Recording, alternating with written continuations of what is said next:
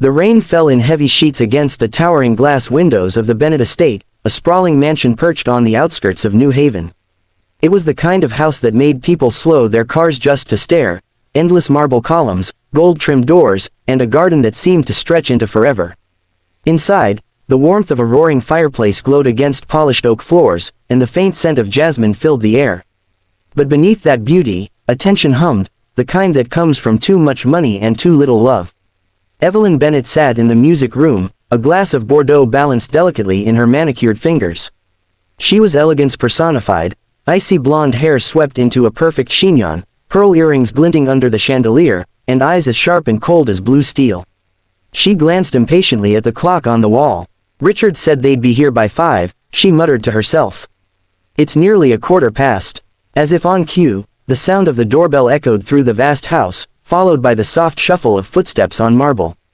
A moment later, the butler appeared in the doorway. "Mrs. Bennett," he announced, "Sister Agnes has arrived, with the boy." Finally, Evelyn sighed, rising with graceful annoyance. "Let's get this over with." The butler stepped aside, and in walked a woman dressed in the familiar gray habit of St. Matthew's orphanage. Sister Agnes was small and kind-eyed, the kind of woman whose presence seemed to soften any room. But Evelyn barely noticed her. Her gaze snapped immediately to the figure half hidden behind the nun's skirt, a boy, no older than 10, his dark brown eyes wide and uncertain. "This," Sister Agnes began warmly, placing a gentle hand on the boy's shoulder, "is Jamal." The child stepped forward hesitantly, clutching the strap of a worn canvas backpack. His shoes were scuffed, his jeans too short, and his t-shirt had a small tear near the collar. But despite his rough appearance, there was a quiet dignity in the way he held himself, chin slightly lifted, as if determined not to shrink from judgment. Evelyn's eyebrow arched. "This is the boy you wanted us to meet." "Yes," Sister Agnes said, undeterred by the cool tone. "Jamal is one of our brightest. Polite, thoughtful, and he has a remarkable ear for music. I thought, given your interest in music." Evelyn cut her off with a short, sharp laugh. "Oh, I see. You think because we have a piano, we're looking to adopt a prodigy." Sister Agnes's smile faltered slightly. "Not at all, but he does love music.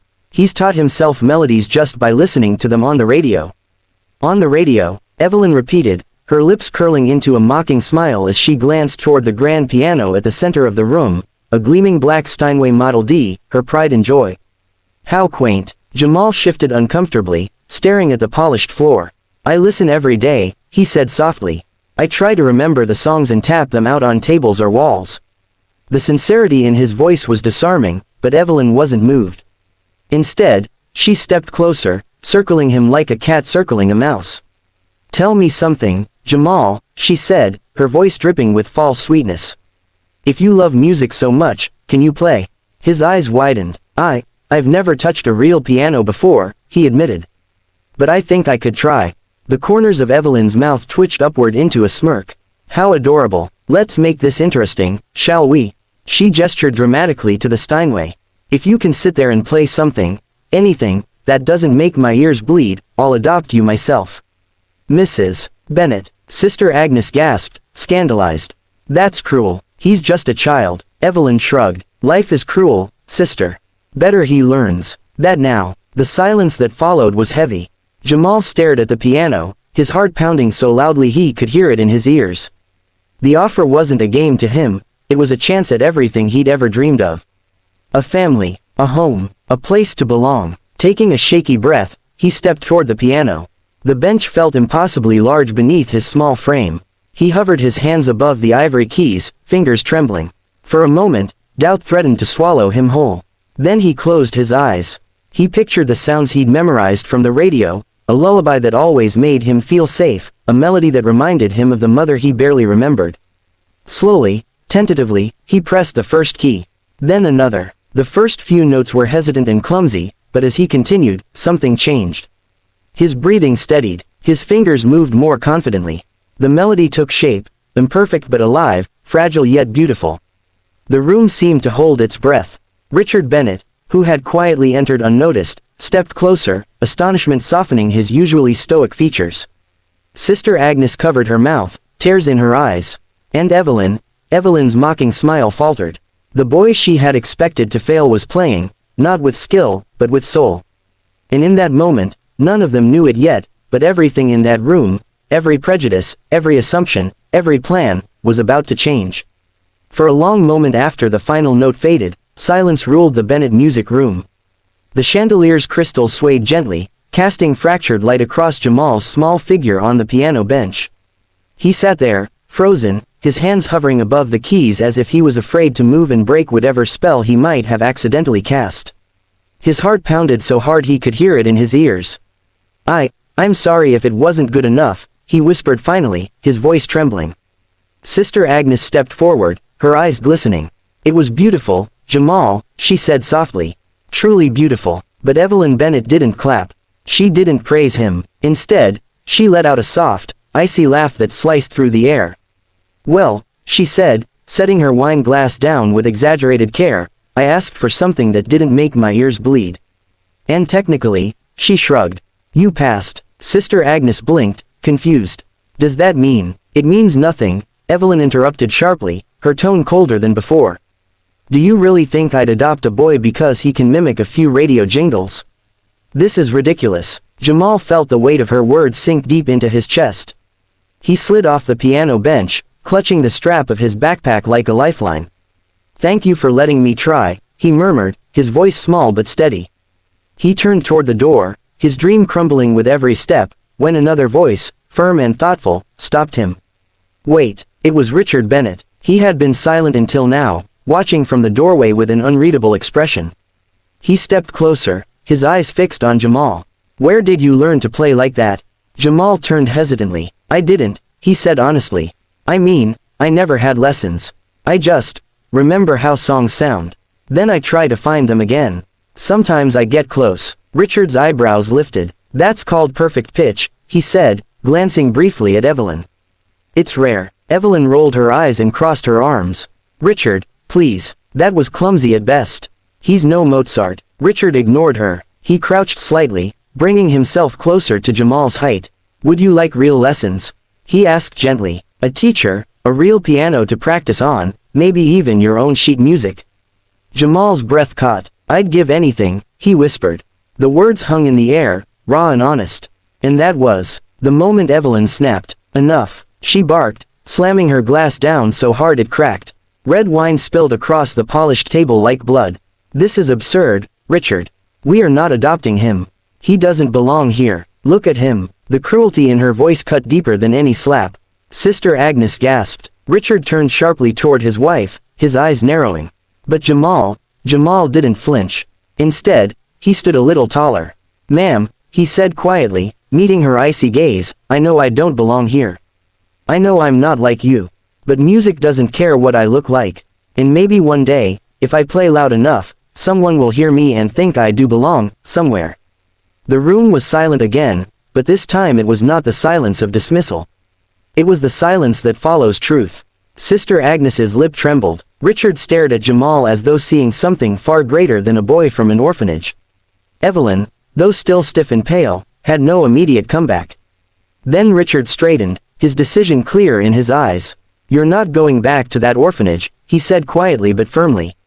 Jamal blinked, unsure he had heard correctly. Sir, you're not going back, Richard repeated. Not tonight, not ever. Evelyn spun on him, fury radiating from every inch of her. What are you saying? I'm saying, Richard said, his voice calm and resolute, that if you want a family, Jamal, you have one here. I'll adopt you myself. Sister Agnes let out a sob of joy, pressing a trembling hand to her lips. Jamal's knees felt weak. For a moment, he truly thought he might be dreaming. You can't just decide that, Evelyn shouted. This is my home too. Richard turned to her, his expression hardening. Our home has enough space for kindness. If you can't see that, maybe you're the one who doesn't belong here. The words hit Evelyn like a slap. Her mouth opened and closed, but no sound came. Finally, with a strangled sound of frustration, she spun on her heel and stormed out of the room, her heels clicking furiously against the marble floor. But Richard didn't follow her. He stayed with Jamal, lowering himself to one knee and gently resting a hand on the boy's trembling shoulder. What do you say? He asked softly. Will you let me be your dad? Tears welled in Jamal's eyes, and this time he didn't try to hide them. I'd love that, he whispered. Then it's settled, Richard said with a warm smile. We'll start tomorrow. And just like that, the boy who had walked into the Bennett mansion as an orphan walked out of the music room that night with something he had never dared to hope for, a father.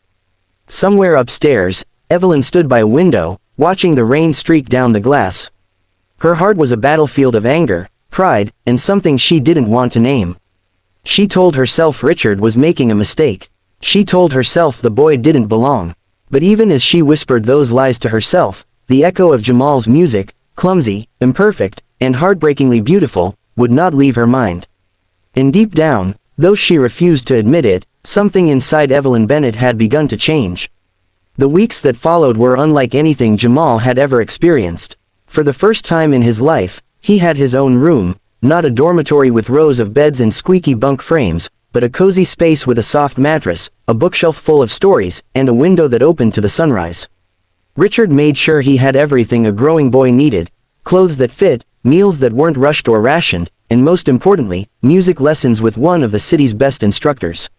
Every morning, Jamal would wake up before dawn and slip into the music room, still in his pajamas, just to press his fingers against the keys. What had once been foreign and intimidating now felt like an extension of his soul. His first teacher, a kindly old pianist named Mr. Caraway, was astonished by how quickly the boy learned. He's not just talented, Caraway told Richard one afternoon after a lesson. He feels the music. That's something you can't teach. Richard beamed with pride. I always knew he was special. But not everyone shared that sentiment. Evelyn Bennett, though she had reluctantly agreed to let Jamal stay, remained distant and cold.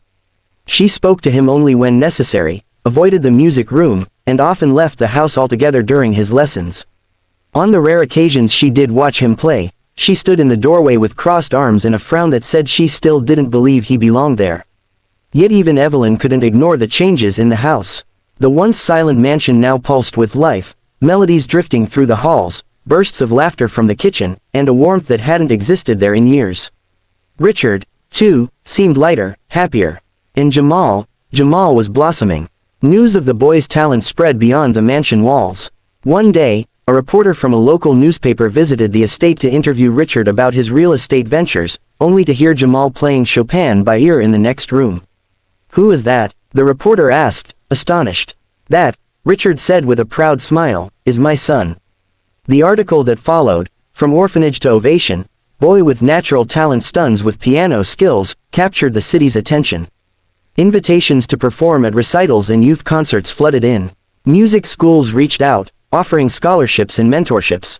Jamal's life, once defined by loneliness and uncertainty, was now filled with possibility. And slowly, almost imperceptibly, Evelyn's icy shell began to crack. One evening, weeks after Jamal's arrival, Evelyn found herself drawn to the music room. She paused at the door, leaning quietly against the frame, watching the boy she once mocked.